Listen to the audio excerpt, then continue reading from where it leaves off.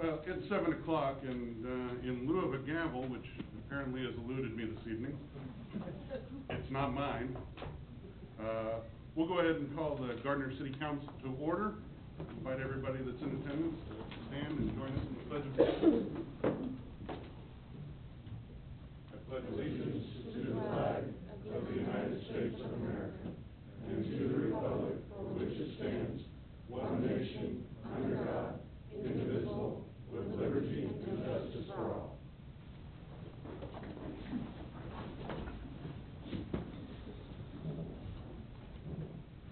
We'll get started here in just a second. I do want to welcome. We've got someone new that's joining us around the dais here, our new police chief. Do you like James or Jim better? Jim. Jim Prudy, our new police chief, is joining us this evening, which is very timely, especially considering we're starting this evening with presentations, and the first one is going to be a presentation and discussion of the law enforcement feasibility and space needs assessment. So, Brian, good evening. Good evening, Mayor. In the fall of 2013, the governing body visited the Gardner Police Department as part of their CIP tour. Council witnessed firsthand the condition of the building and its numerous deficiencies, both structurally and mechanically, and in functionality. As the city continues to grow, a facility sized for current and future needs, a facility actually designed for law enforcement, and a facility that incorporates municipal courts and a possible community room should be considered. To help determine what is needed so a meaningful discussion can occur, Trainer Architects was retained to conduct the space needs assessment. There are several questions that the assessment needed to address. What planning horizon is typically used to reasonably predict the operational requirements for the department, and what will our population be in that time frame? How big a facility is needed? How large a site is required to meet the building and parking needs? And how much will the facility cost? Personnel from Trainer Architects is here this evening to present their findings to the City Council. Thank you, Brian.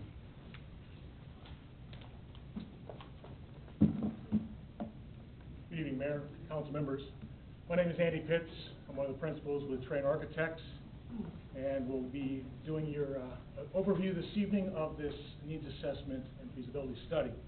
I want to thank you for this opportunity to work with staff and the police department on coming up with this study. As Brian mentioned, we began to look at some different questions as we began this study. The first one, what was the state of the existing building? What would the population be in 20 years, 2035? How big a facility is needed? How large a site is required to meet the parking and the building needs?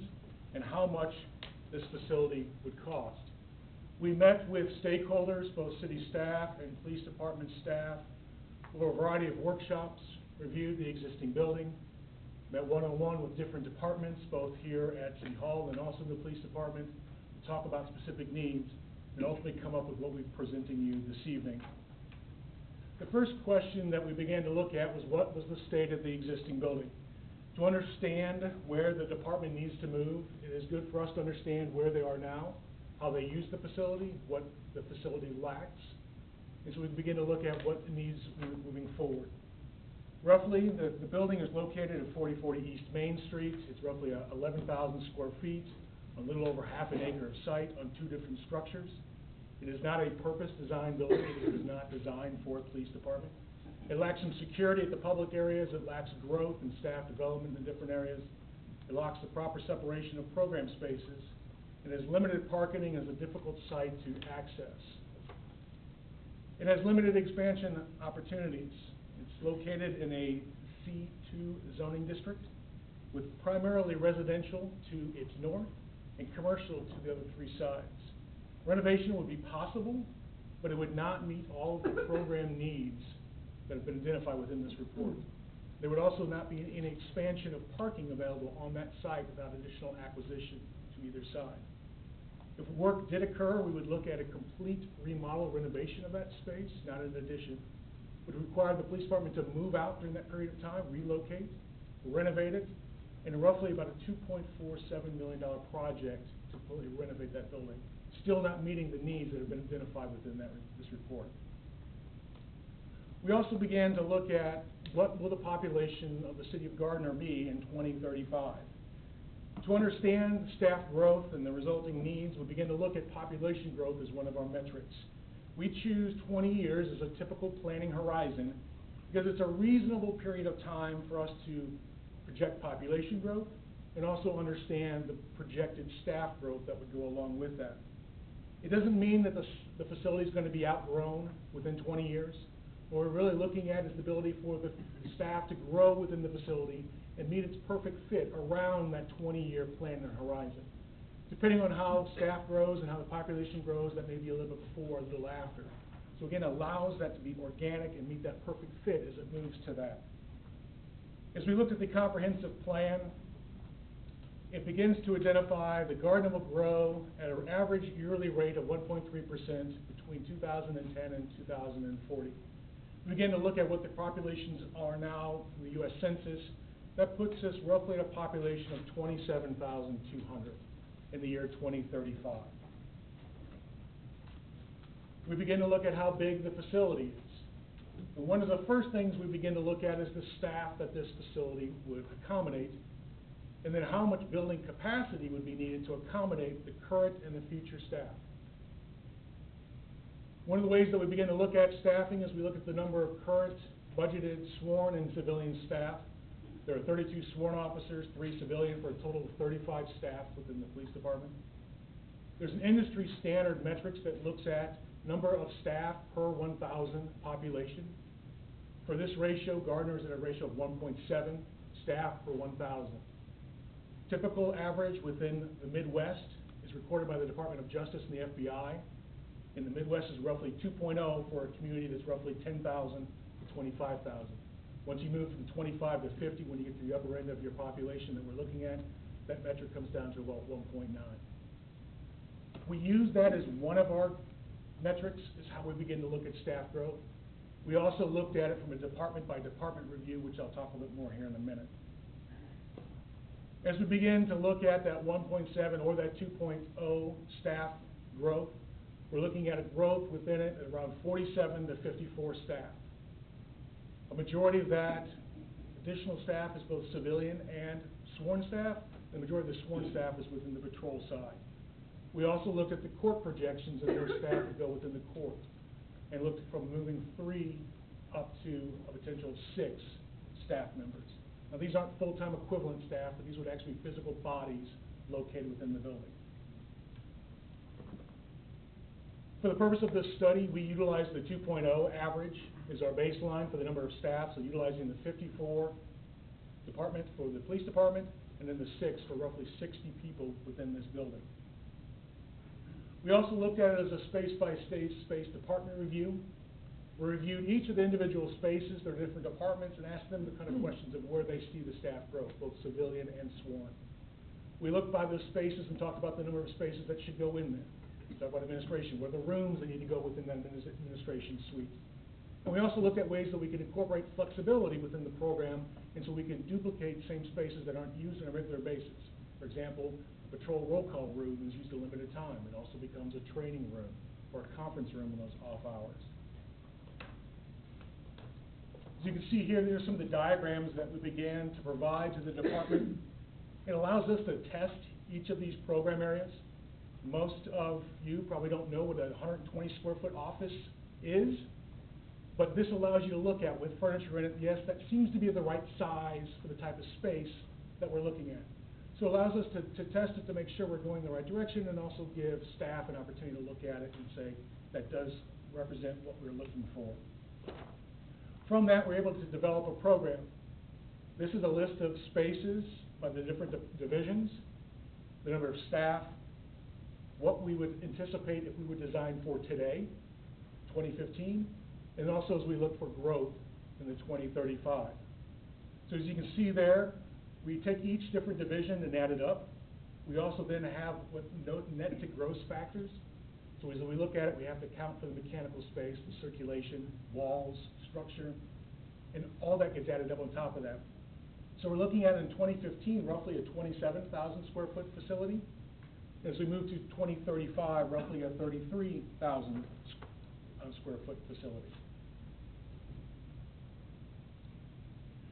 So with that information, we are now able to understand the size of the building. We begin to determine how large of a site is needed. And two questions that we begin to look at there is how much parking is required, and then how also will the building be configured? Is it going to be a one-story or a two-story? As we go back to parking, we begin to look at staff again. We break that down versus sworn staff, civilian staff. We need to account for the personal vehicle that a sworn officer brings to the site, and also the fleet vehicles. We also need to account for shift change when there are two shifts happening in the parking lot at the same time. So a lot of times, the staff parking lots on police facilities are a lot larger because of that, to accommodate that shift change. We also do a little bit of a deduct for time off for staff, and also for take-home vehicles, so we don't duplicate those number of vehicles. We also look at the public parking based upon the current zoning requirements for the city of Gardner for these types of spaces. We come up with the parking requirement of around 113 vehicles. We also began to look at how the building was configured. Should it be a one-story building and the footprint that it would occupy, or could it be a two-story building and what would go on the second story? As we look at this facility, there's really two program spaces that would make sense to go on an upper level. Would be investigations and administration. For the purpose of this study, you don't gain a lot of efficiency by going to a two-story model, but lose a little bit of efficiency in the programming, and so we use the one-story concept as our benchmark moving forward as we look for the size of acreage and also the cost of the facility. So we understand how big the footprint is, roughly 33,000 square feet. We accommodate a potential future expansion, so we add a factor of 30% onto that number. We look at what the area would require to accommodate the parking that we've indicated, the 113 spaces. We also begin to account for drive lanes, access, drop-off, public plaza, walks, staff entry, and miscellaneous areas for mechanical. We also look at an open space factor. This will take into account the setbacks that are required for zoning, and then also the stormwater retention requirements, and also landscaping, and then just giving the space some green space around the building for that civic presence. We look at both of those concepts, you see what it adds up to on a square footage. We have roughly 5.6 acres required for this facility. You can see the difference between the two-story and the one-story is pretty small as we look at the acreage size. We understand how big the facility is. We know how large of a site we need. Now we begin to answer the question of how much does the building cost. One of the things I kind of want to put in context are some benchmark construction costs and frame the discussion. RS Means is a national cost estimating group that collect data from all across the country. We look at that on average. Law enforcement buildings are roughly $252 a square foot. Local projects that our office has been involved in and others we've seen within the Kansas City metro area have ranged from $240 to $285, the higher end of that being on the Missouri side, which requires prevailing wage. Kansas does not. We are currently estimating $247 per square foot for the building and site development.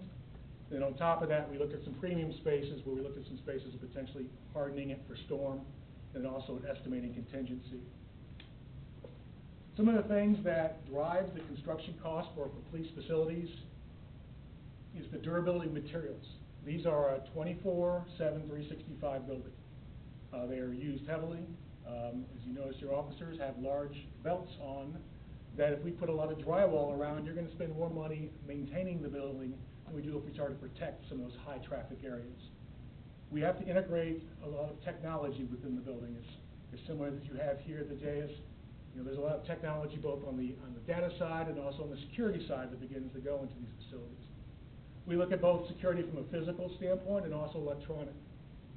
So we begin to look at hardening some spaces where the line is between the public and the staff. And then also look at electronic, both from a cameras inside and outside of the building. There's also specialized products and equipment that goes into these buildings. All of that is included within the construction dollars that I've indicated. To begin to show some of the construction hard costs, I want to apologize, there is a typo in your executive summary. I transposed a few numbers and I didn't carry it through up, and so I'm going to provide Brian with an update on that, so there's that. But the construction hard costs, as we begin to look at that, the building construction, we look at above grade construction. We also looked at the hardening spaces premium of $100 a square foot, site development costs, phone, data, AV, wiring, security systems, access control, landscape irrigation, and they have an estimated contingency that comes up to just shy of $8.9 million. Then we also have the project soft costs. These are the other costs that go along with construction projects outside of the construction: professional fees, construction contingency, geotechnical and surveying, construction testing, furniture, fixtures, equipment, moving costs. That adds up to roughly $1.66 million for a total project cost, excluding site acquisition. We'll make sure I understand that, excluding site acquisition, of $10.56 million. So with that, I will open it up for questions on anything you have on this presentation. Well, thank you, Andy, and we appreciate you coming and presenting this to us this evening. Questions for Andy Fitz regarding the presentation? I've actually got one question for Andy, and then I got another couple of questions for our city administrator and our staff. The first one is about the layout of the building and the use of space. So we're talking about a site that we're talking about 5.5 to 6 acres for acquisition to be able to get this built. I've been bandying about the idea about doing an integrated campus because we're going to be replacing our Parks and Rec building as well. So does it make sense from a perspective of fleet storage, from the perspective of equipment storage, and obviously the public works would probably be integrated into this as well. Would it make sense to have a single campus and have these multiple buildings on there and maybe increase the size of the footprint of the land? We've seen that quite frequently in other communities. There's a couple different synergies that you're able to build from there. Maintenance of just the site. When you have one location, you have the ability to do that. You have the ability to share some parking spaces on the staff side, and so that overflow can sometimes shift around. There may be the potential to look at program spaces that we have located in here, that if you do have other spaces, you can share some training. So we've often seen that those types of facilities go together. A community operations center, for example. Correct. And that kind of leads me into my next question, and that is from the standpoint of land acquisition and market options if we wish to sell the existing space, which I would assume would be prime commercial space on Main Street. Would that help to defray some of the costs? And then also, what kind of other granting opportunities do we have, like DHS granting or other types of avenues do we have to maybe defray the cost of this? We certainly could look at kind of getting an appraisal of the site we have and trying to sell that to be able to recoup some of the money that we would need to outlay for the facility. And there are several grant options that we would want to look at in terms of what we might be able to do for security equipment, because we need to outfit this, as well as what other options might be available for construction of a justice center. So we want to look at those options and see if there are things we might need to incorporate that might better position us for grant opportunities. Well, seeing as we're the closest town in proximity to the intermodal, it makes sense to maybe talk to DHS about a tactical unit for rapid response out there, but that's just my thoughts. So if this is something the council would like to consider, then we would certainly want to start to make it a priority to look at some grant options that might be available. That's all I have. Mr. Fitz? Yes, sir. Going to follow along the same thoughts that the council vice president was. Your firm has a long history of doing a lot of law enforcement and justice type work, correct? Yes, sir. Have some of the other communities that you've worked for, other jurisdictions that you've worked for, have they been able to implement these kind of find grant money to help with the construction of facilities? There's a variety of different grant opportunities that are out there. Some of the ones that we've seen more successful is if you go to a hardened storm shelter, there are FEMA grant opportunities that are out there. We've utilized those for the county on different times. Typically, that's a 75-25 grant, so that pays for just what it takes to upgrade that facility. As from what we've seen, grants for law enforcement apply more towards equipment and staffing, and Chief could probably weigh in on some of this too, than a lot of the physical plant, but it can support the infrastructure that's going in there, and be able to offset some of the other auxiliary costs that go into these buildings. So we have seen those different types of grants that are out there. So if we were to work with Trainer or, heaven forbid, another firm, they would probably be able to help us, point us in the right direction on some of that stuff, besides the kind of expertise that staff would be able to bring. Yes, we definitely work with the people that we've worked with and kind of bring those contacts to you. Go ahead. Okay. Well, a couple of questions. Yes, sir. You know, Steve brought up a great point about partnering, you know, basically space needs. And, you know, we've talked about previously as a council doing a facility needs assessment from the public works building perspective.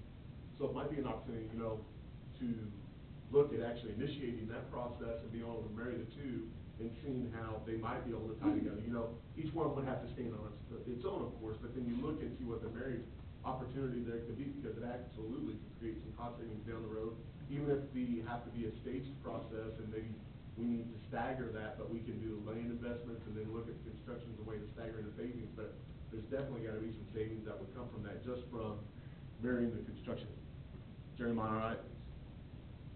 Jerry told us to lean in a little bit earlier, so I want to make sure he could hear me. But there's an opportunity, I think, for us to do that. It's a great point to do so, and we have already talked about doing that needs assessment, so this might be a great time to look at that and see what the cost could be and what firms would be the best fit there. You know, it's a great opportunity perhaps to have the same firm manage both and then look at an opportunity to marry those. So it's basically a three-option approach. You know, you've got each one individually and then the possibility for a third option where the two would share a footprint. So I think there's some great value to that. Sorry, that wasn't quite to you, Andy, that was more this direction, but hopefully. Yeah, well, you can, just a second, I kind of want to direct a question to Andy real quick. First, which is the kind of place where you would locate public works or parks and rec maintenance or something like that. Is that traditionally in the same kind of vicinity around a town that you would locate a police station or a justice center? It just depends on where the site is located. They're a little bit front of house, back of house type needs, where you want to locate the maintenance facilities, not at the front drive, the front entry of the specific site. Sure. But there are some synergy of the things that go on, whether you include a fueling station or whether you include some of the support that goes along with it that both the departments could be able to utilize. Then you also have the synergy of works on site, being able to maintain the facility and the site, Parks and Rec being able to maintain the landscaping in the area around the site. So you do create kind of that campus type feel. Sure. And so it is something that we've definitely seen, but it begins to depend on the size of the site, where those things we want to sit, to put kind of front face forward and the kind of a back of house functions for a different part of the site. Yeah, the justice centers or police departments, buildings, are they more generally, where our public works department, where most of the nuts and bolts is over by the railroad tracks? Is that the same kind of? A lot of communities have their public works department over by the railroad tracks. You do see more of the office functions coming into play within these facilities. There's a lot of communities within the Kansas City area that have City Hall, law enforcement, Parks and Recreation is one building. As they begin to grow, they all fight each other for that space, and eventually somebody moves out. City Hall usually moves out and builds a new facility. What we're seeing right now. But there are, you will save dollars by doing it at one time because you're not going to pay the infrastructure cost of two different sites. You're going to have that economy of scale that's along with that. Cheryl, you have something to say? Well, yeah, in response to Councilman Freeman's concern, which is a good point, that we look at possibly doing public works and parks and maybe getting the benefit of that information if it's the council's desire. getting that for you first before you, and then you can kind of take a look at all three and see what options might be available. Because there's definitely a need to probably look at particularly parks and public works together, because that, I think, might help with land acquisition strategy. Good question. I had a couple questions. One, for Mr. Pitts. Can you speak to, I noticed there's a courtroom on here and a community center or a community room, some other things. Can you speak to, if we were to build a building without those, but with the, potential to build those, as far as cost savings up front or? Sure. Those are two functions within this program that are easier to pull apart and do as a future addition to a building.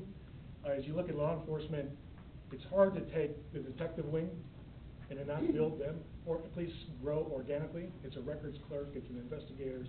But as you look at those two spaces, having the court and the court clerk, and also the community room, and then the support spaces that go along with that, that's roughly a 10,000 square foot number. So that's pretty significant dollar reduction that you could build that program in for the future and design the building to have that growth occur with it. Then my other question was for Laura. As far as financing this, how long does this generally finance for, something like this? Is it a 10-year? Or you could easily go 20 on a facility like this. I mean, they last for decades. No one would question it. I had a really quick follow-up to Todd's point, and you'll have to forgive me, I don't remember the conversation that kind of led to incorporating the municipal courts into the new justice. Is there an issue with municipal court being hosted at City Hall right now? Is there a problem from that? And I mean, I'd like to kind of hear the feedback. I know it's a busy night, but it really the space side of that just talked to it, and why in the presentation it was kind of dealt with as a necessity. Yes, we actually did ask trainers to look at that, and they provided some insight on how you really needed to be staffed for security for a court facility. So that's probably something that's in their expertise that they can explain. Yes. But we had that conversation. A lot of times they are, in a community this size, incorporated together. Definitely from the security side, you have the law enforcement there, you have a hardened space that goes along with that. You have the synergy that works between the courts and the records.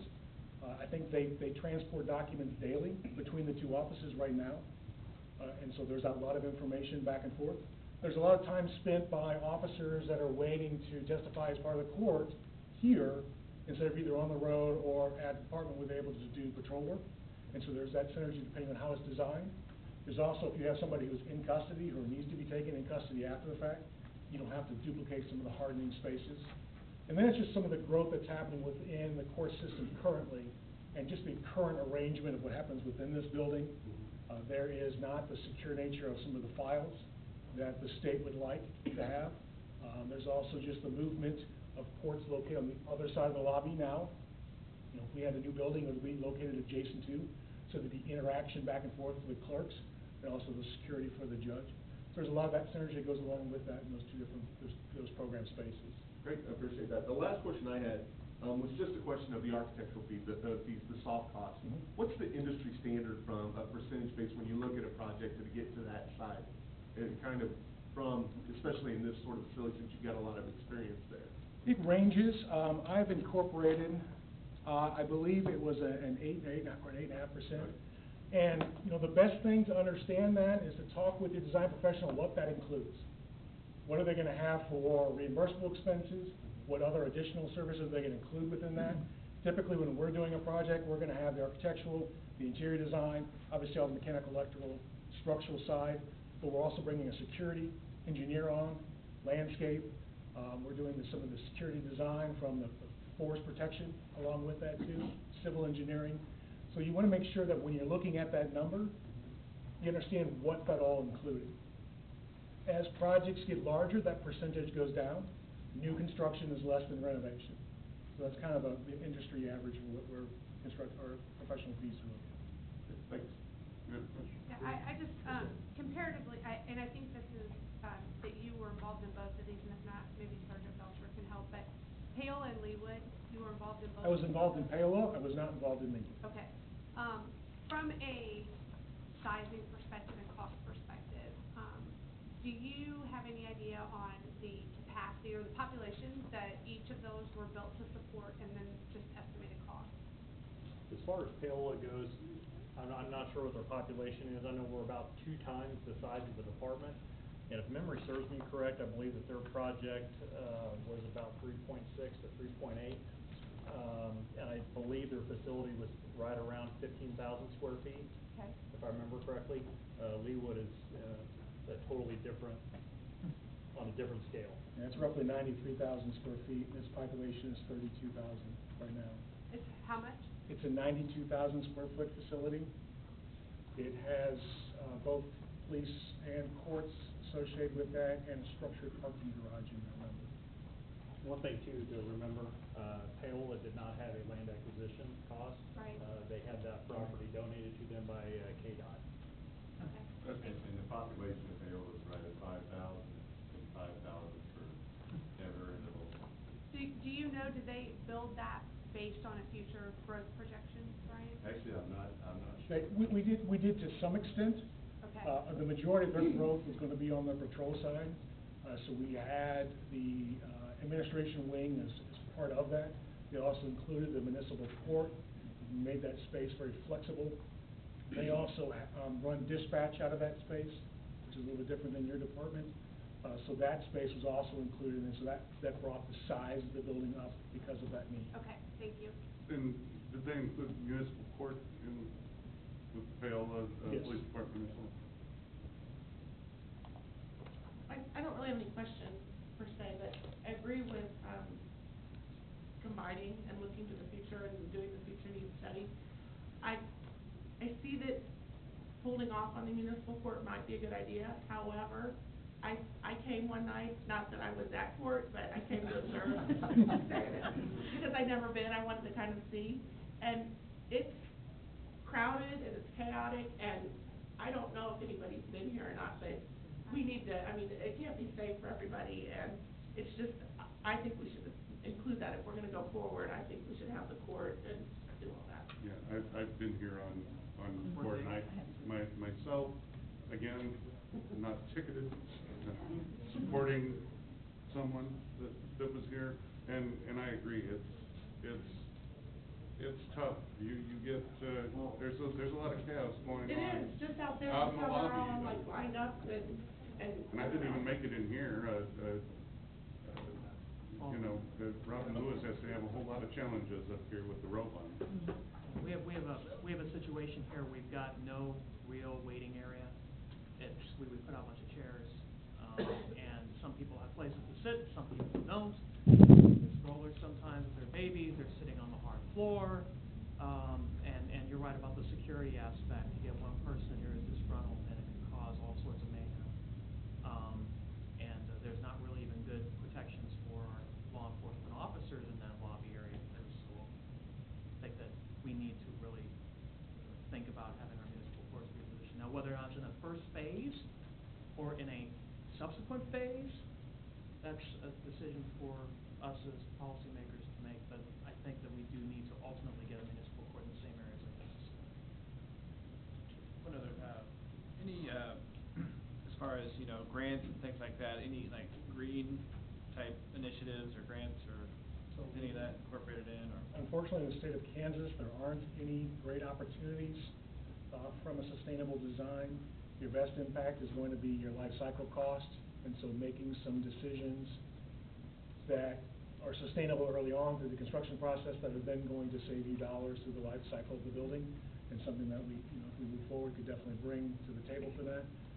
But currently within the state of Kansas, there's not a whole lot of opportunity on sustainable design. But there's some intangible benefit of having these sort of. Significant intangible benefits. Yeah. There's quality of life, there's the workers, just providing the natural light for the space. Amen. So what do we have, I mean, yeah, what? Sure. Can I clarify what I think I heard we're Sure. going to do next and make sure? So staff's gonna look at public works and parks and see what we might have in terms of facility needs there. Once we get that information back, we're gonna come back and have a discussion about all three. Is that kind of where we're gonna go? So how long do we think that'll take? How long do you think? I think, probably about 2 months. It's a reasonable number for, public works. It's about the length of time it's on a law enforcement side. Now, my question about this whole aspect here of bringing in Parks and Rec and Public Works, which I'm very much in favor of. Okay. Well, how would that impact our budget cycle? If we decide to, put this in with regard to financing for CIP to do part of this work? You actually finalize the budget in August, so if we anticipate 2 months, let's work with about 90 days. So right about June, we would be looking at kind of what that looks like. So it would be kind of a late add-on for you. We would start to build it with what we have, and right about that June timeframe, we start to talk with you about the benefit of those components together. Have we tentatively kind of looked at like any land possibilities? I know we've thrown a wrench in where we will need more land possibly, but have we kind of looked?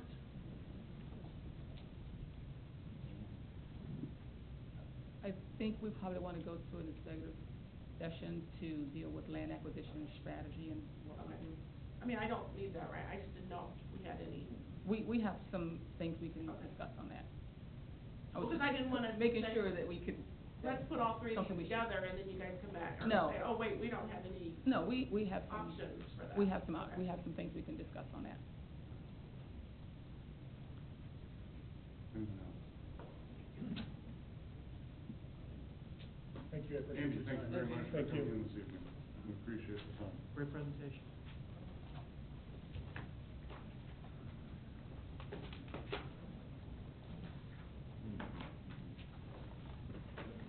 I do not see our second presenter this evening. I have messaged him. I'm concerned that maybe there was a mix-up in communications. We were anticipating the new president of the Southwest Johnson County Economic Development Corporation, Greg Martinet, to be here for presentation this evening, but he is not here. We will get him back on for a future council meeting, hopefully the next one, because Greg's very interested and excited to be able to come and address the council and the people that attend the city council meetings. So we can anticipate that in the future, hopefully maybe as soon as the next meeting. Next on the agenda is public comments. Members of the public are welcome to use this time to make comments about city matters or items on the agenda that are not part of a public hearing. If you're interested in making public comments, please come forward, state to the podium, state your name and address for the record, and be heard. Hello, Debbie Hickman, 848 South Sue Megan Gardner. I'm very glad to see that we're starting to pursue the police department, new housing, things like that. But I want to express something as a citizen and a taxpayer that I'm really upset about is the report and some of the mistakes it contained. I could overlook if there was words being misspelled or something, but one of the main numbers, what the total cost of the program is two different things in two parts of the initial report, the way it came out, as well as there's some other discrepancies. So I really would have looked for that report and the numbers contained in that report to be 100% accurate, or that we would have caught that before it would have gone out and been published. So, thank you very much. Thank you, Debbie.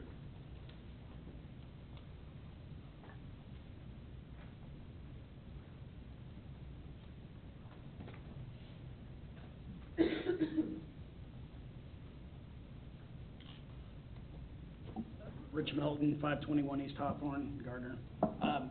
Good evening, council and Mr. Mayor. One quick thing, it has nothing to do with anything, I just wanted to let you all know. If you could, talk more into your mics, that would be great. I go home and refresh the YouTube videos and watch them over, listen to them in the background, but in the last several of them, I couldn't hear any of you guys. I had the speakers all the way up on the computer, so I don't know if there's a way we can tune up the mics or anything, because I know I can't be the only one having that problem. So just something to think about. Thank you. Thank you, Rich.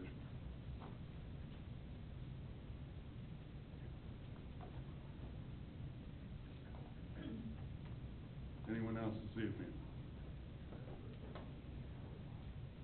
With no one else coming forward, we'll move on to the consent agenda. Is there a council member present that would like to remove an item from the consent agenda? And if not, So moved. I would entertain a motion. Second. Motion Harrison, second Freeman, that we approve the consent agenda.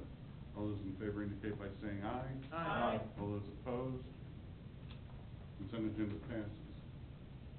New business, item number 1, consider an appointment of an ADA compliance coordinator. Good evening, Mary Bush. Good evening, Mayor and Council. Thank you. This item is to appoint our ADA coordinator.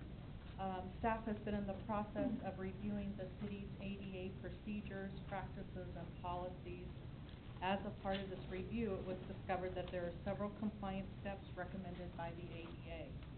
The first step is to designate the ADA compliance coordinator to oversee planning, training, and implementation of compliance activities.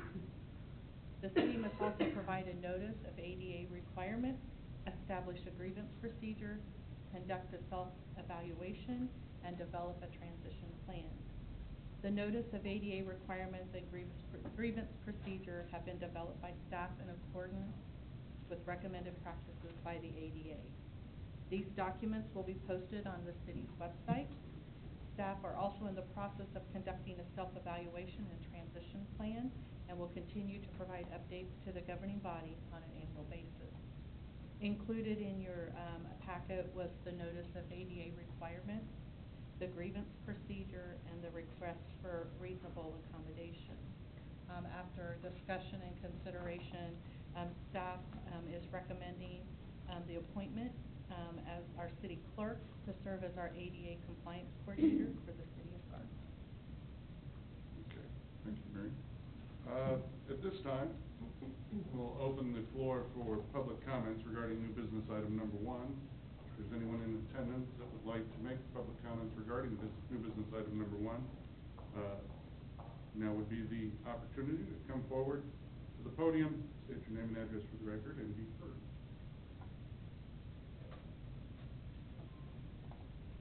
No one coming forward. Questions for staff regarding new business item number 1?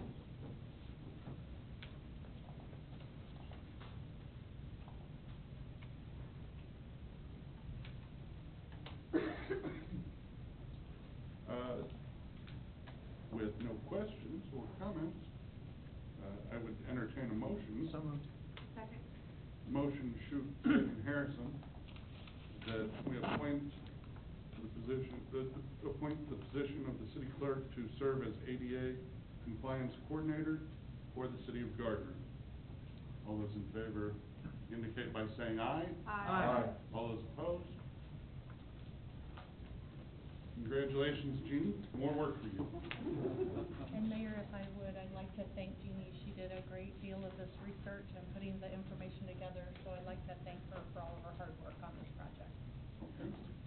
Very good. Thank you, Jeannie. Next up, we've got an executive session scheduled. So at this time, would like to suggest that we do council updates beforehand, because the executive session, we're looking to recess into executive session for about an hour the first time. Hopefully that's it. Should get the so, that being the case, Mary, any updates for the governing body? No, sir, thank you. Jeff, nothing about the daddy-daughter bowl? It went great. How many people participated? We had, it was sold out, I think, at 130 couples. Mm-hmm. So, Fantastic. full room, great time. Fantastic. Brian? Gardner, you, Public Works last week, right? Correct. All right. Everybody enjoy their Gardner U experience? Very good. Cheryl? Yes. Updates for council. I believe you've got something. I do have something.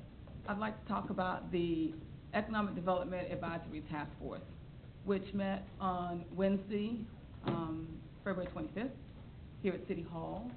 The task force includes community members, the president and CEO of our chamber, Jason, the chairman of the Southwest Johnson County EDC, Chip, the senior vice president for the KCADC, Tim Cowden, Frank Delasell, president and CEO of Olathe Med Hospital, Ed Eilert, our chairman, Rob Heisey of Heisey Meyer, Judy Korb, who is with Johnson County Community College, Paula Costi with LS Commercial Real Estate, as well as Steve Rumpel from CenturyLink. The committee met to move forward on the next step of the Economic Development Strategy Plan. And as part of the next step for the Economic Development Strategy Plan, the work is to help us develop an overall economic development policy that would make the city of Gardner more competitive for economic development opportunities. The committee had an opportunity to review several communities and the tools that are used throughout the state as well as in other cities for economic development policies, provided some very good feedback that you will receive shortly in a report, and provided some information that we can utilize as we develop the Economic Development Symposium that's scheduled for the 11th of this month. We are looking to come to the governing body on March 16th in a work session to talk with you about what an economic development policy would look like, and then next month on the proposal for an economic development policy, which is a key component of the strategy plan that we need to implement. Very good. And the symposium is? March 11th. March 11th. Yes. And it starts at 6:30, and it's going to be at the high school in the lecture hall. Right, and I am looking for questions that we might be able to provide to the panelists prior to the symposium. And do I need to cover the panelists that we have scheduled for? Sure. Okay, so we have,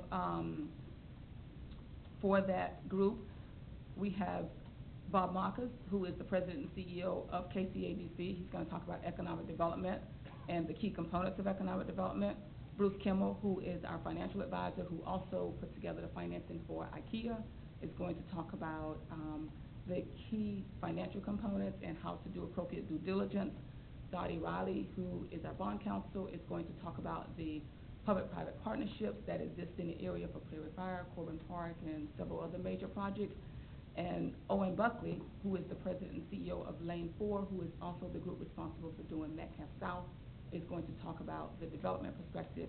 And then it's going to be closed out by Joe Reardon, who is going to talk about, from a policy perspective, the things that you consider as a member of a governing body. Fantastic. To Council Vice President and Council President were able to join us for that. I think everybody saw great value in what we were discussing. Ryan, Laura, Jean, and we're gonna be careful. If you keep quiet over there, we're gonna keep loading work on you. Chief, anything that you'd like to add? I don't, but I would like to thank the council for my appointment. I'm excited to be here. Look forward to working with each one of you and becoming part of the Gardner community. Thank you. Glad to have you here.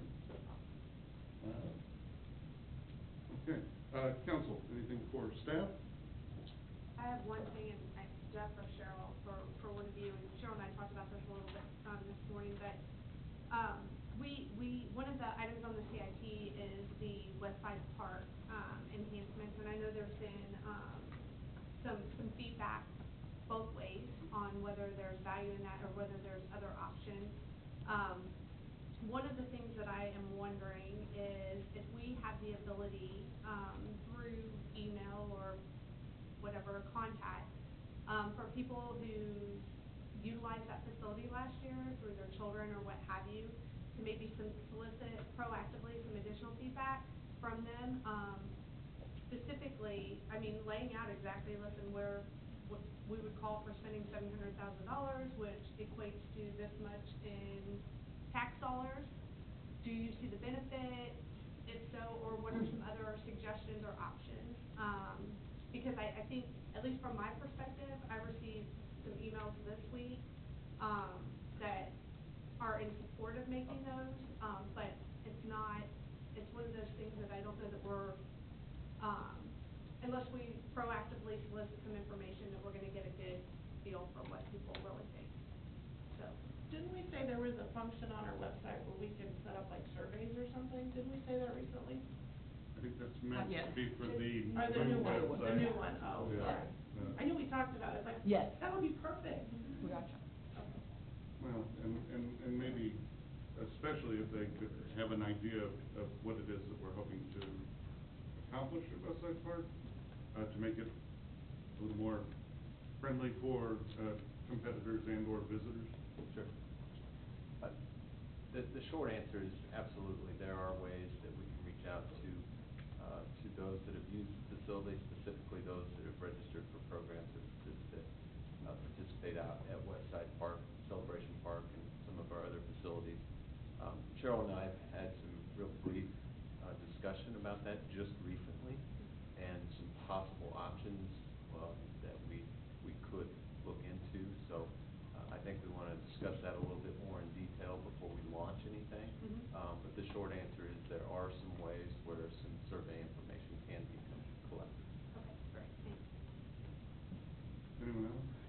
I just wanted to add on to what Jeff talked about for the Gardner Parks and Rec Daddy-Daughter Dance. I received so many rave compliments about the event and just how well it's put together. The new edition of the Craig Bar, everybody was in awe of everything at the event, so thank you very much.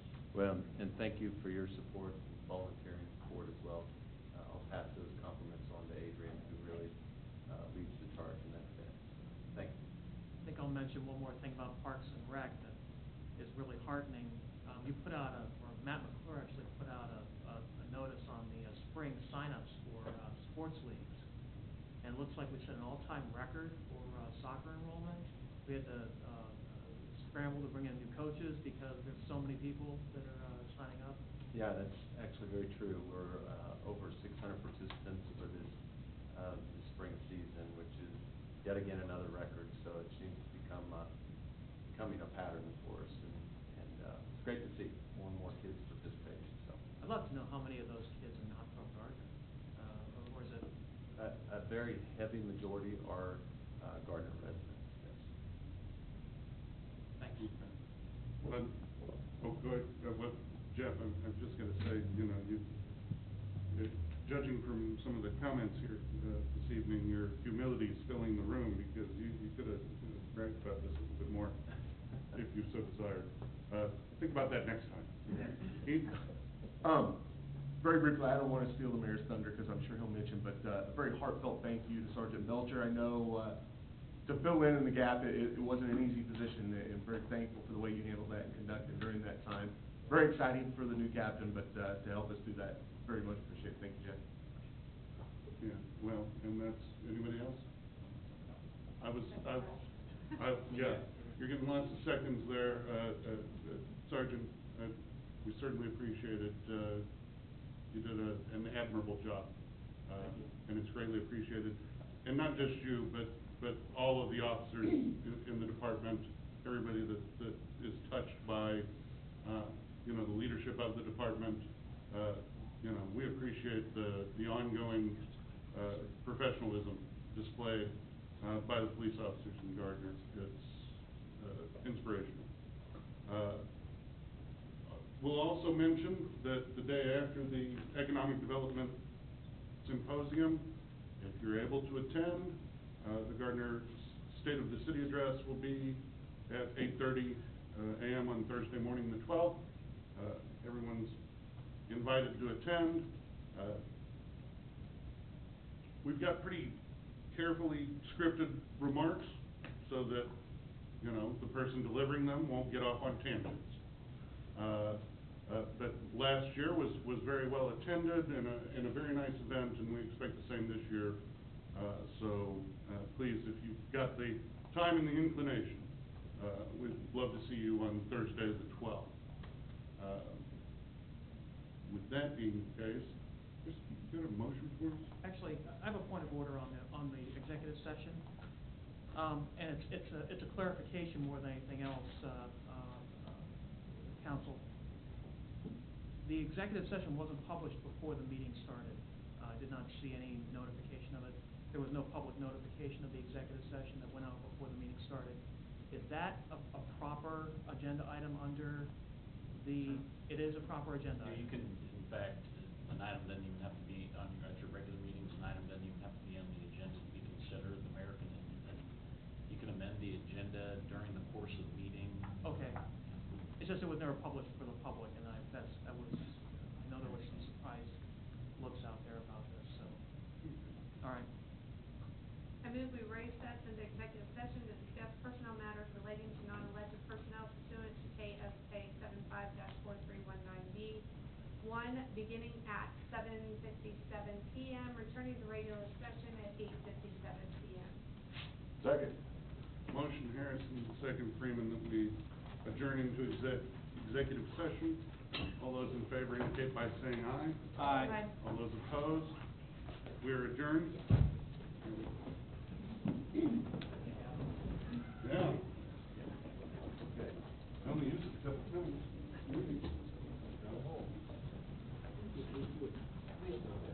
Take care. How are you, Fred? I'm doing pretty good. And you? Good, good.